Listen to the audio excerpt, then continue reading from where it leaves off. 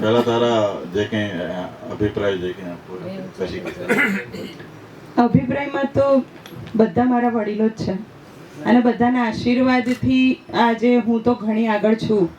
પણ મને ક્યાંક ને ક્યાંક એવું લાગે છે કે હું જ્યારે બહાર ફિલ્ડમાં જતી હોઉં છું ત્યારે એવું લાગે છે ઘણી વખત કે ઘણા બેસુરા ગાયકો છે જે લોકોને સ્ટેજ મળતું હોય છે.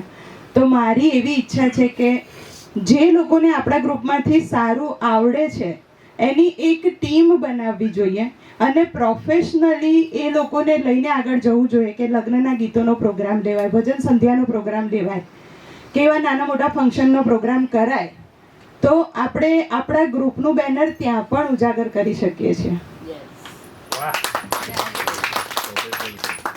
Thank you. અને એક વસ્તુ તમે પહેલા બી કીધી હતી, આજ મંચ ઉપર અહીંયા જ ઉભા રહીને કીધી હતી કે આપણા જ ગ્રુપના લોકો આપણને જ લાઈક નથી આપતા. હા, એ વાત સાચી છે. નથી લાઈક આપતા, નથી શેર કરતા. બધા એવું કહે છે કે મિલીબેન બહુ મસ્ત મોર્નિંગ મંત્ર બનાવે છે. હું મારી જ વાત કરું, બીજાની વાત નથી કરતી.